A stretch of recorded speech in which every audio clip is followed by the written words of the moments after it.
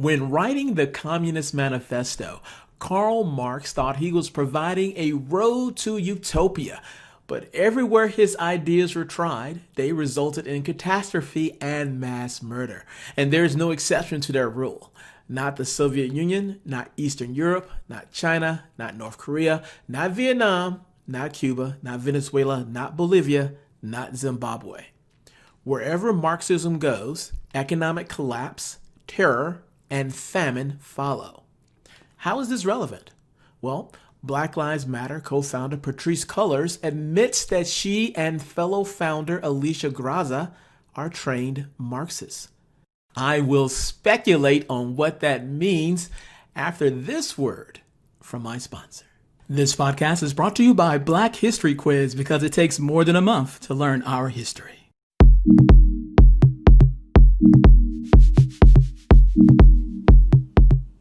History is not black and white. It's complicated. America was built on slave labor, yet blacks owned slaves as well. The Republican Party was founded to abolish slavery, but today most blacks vote Democrat. And sometimes, just sometimes, African kings marry white. No matter the race, people are complicated, filled with contradictions, and change with the times. To view history through the lenses of today's culture cheats the learner of the full story. Black History Quiz is a newsletter that shares facts you might not have learned in school and certainly did not learn from mainstream media. Black History Quiz educates, sparks debate, and often puts history in a brand new light. Visit blackhistoryquiz.com and subscribe to the weekly newsletter. No matter your perspective of history, you will not be disappointed.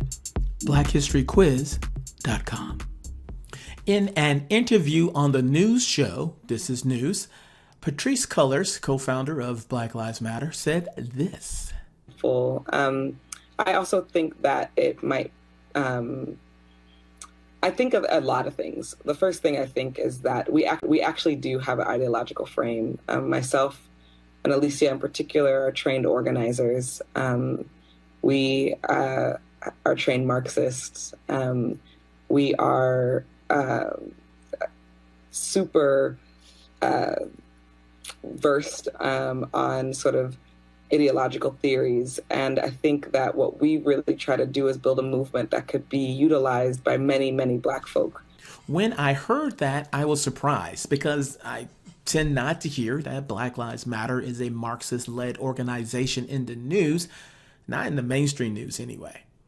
When I hear the word Marxism, it is typically associated with communism and socialism and a few other isms like progressivism. But I have to admit that I was not really sure what Marxism was and what Marxists believe, so I looked it up and I found a good summary on the website Classroom. It said this.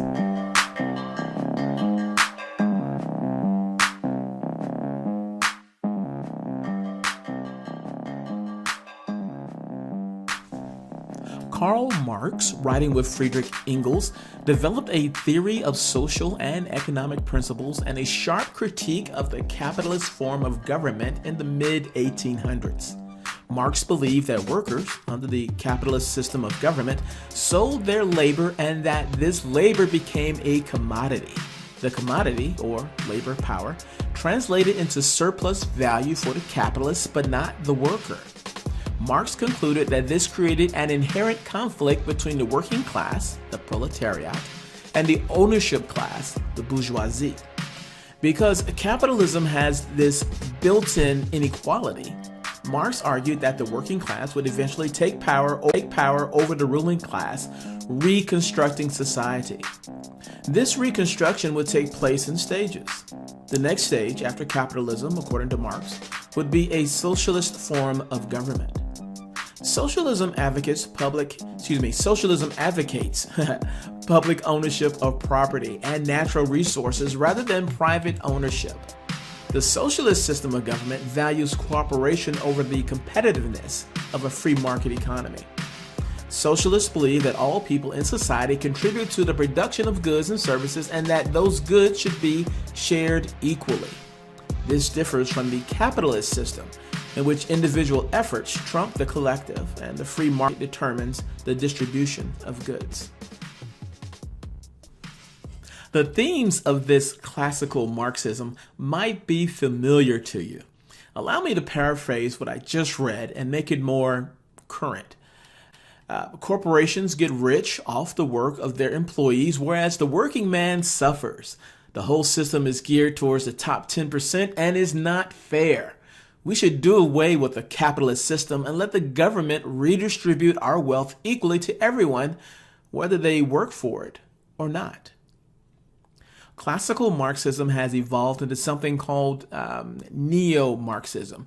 The difference being, instead of the fight being rich versus poor, it's about identity politics. The neo-Marxist is defined in the Urban Dictionary this way.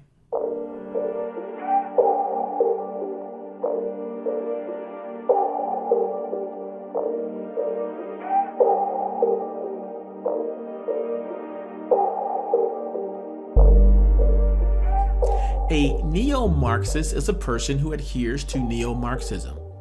Neo-Marxism is an offshoot of Marxism in which it is believed that all societal ills come from the divide between the rich and the poor. Marxists believe that all personal failings are of a direct result of someone else oppressing you, and that another person cannot be successful without oppressing another. Neo-Marxism differs from Marxism by abandoning the dichotomy of rich versus poor and instead adopts identity politics. Instead of the dichotomy being between wealthy and poor, it is between successful and unsuccessful demographics. Neo-Marxists divide all demographics, white, black, Asian, brown, male, female, gay, straight, etc., and places them in a hierarchy of oppression as determined by how successful that demographic is. White and Asian men are at the bottom of this hierarchy, whereas blacks and females are near the top, although the exact order is not widely accepted. Neo-Marxists believe that successful demographics are only successful because they've exploited the less successful demographics, and as such, believe that the more successful demographics should be punished in some way, and what they have should be given to the less successful demographics. Typically, this involves giving these demographics money, positions, and political influence simply for being a member of an oppressed demographic. Now, some of you listening might think Marxism, or the evolution of it, neo-Marxism, is just and fair because it speaks to something that just seems right to you. If so, please consider a quote from a speech made in the 20th century that is mired in Marxist ideology. It was delivered by a very charismatic and political leader who was both revered and hated in his day. I'm going to add blanks in the speech so as not to give it away to any history buffs who might be listening.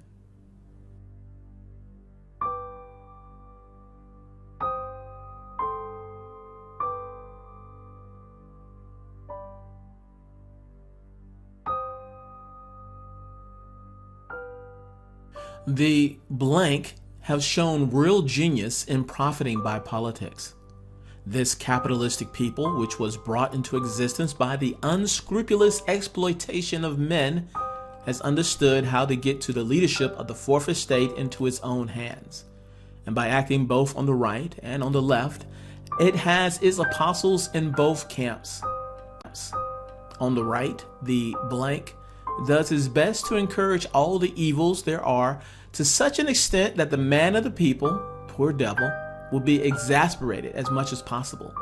Greed of money, unscrupulousness, hard-heartedness, abominable snobbishness. More and more blank have wormed their way into our upper-class families, and the consequence has been that the ruling class has been alienated from its own people. Can you guess who said that? Did it make sense to you? I'll tell you what, I'll give another go. But this time I will paraphrase it a bit more, make it a bit more modern, just so you can get the gist of it. I'll still leave a few blanks in the speech, again, so as not to give history buffs an advantage. Here we go.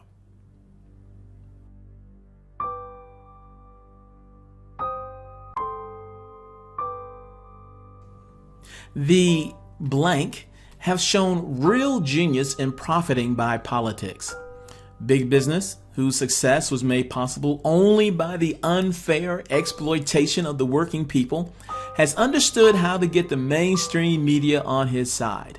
And by acting both as a Republican and a Democrat, he has had his operatives in both camps. The blank is the worst example of a human being because blank is the most evil, exploiting workers, especially people of color, for the sake of greed. The blank has no morals, is hard-hearted, and revels in his own fake superiority. The blank rules over us and exists in a world of privilege that we cannot enjoy. Again, that was my paraphrasing effort to make it more modern, but the overall meaning is still the same. If you heard that Marxist-inspired speech today, you might assume that I was referring to white people and how their system of racism exploits minorities in order to extend their privilege. You would also likely think that such a speech was justified because it underscores the oppression of the black community and other minorities by white society. And if you think that way, you may be inclined to believe that this Marxist-inspired speech was said by some great civil rights leader, perhaps said while marching on Washington. And if all that is true, you may be inclined to think that Marxism might not be a bad thing. However, you would be wrong. The speech I paraphrased was said in 1922 by Adolf Hitler. If you fill in the blank of the original speech with the word Jews, you would have the original speech in its original context. What does that suggest to you about Marxism? How likely is it that Marxism would bring an overall positive change to our society? Also, is this an ideology that you can support? I think of a lot of things. The first thing I think is that we actually do have an ideological frame. Myself and Alicia in particular are trained organizers. We are trained Marxists. You have been listening to the Things I Think About podcast. If you love what you heard, hate what you heard, or don't know what you just heard, I want to know about it. Drop me an email. I can be reached at jimstroud, that's JIMSTROUD, at jimstroud.com. So, until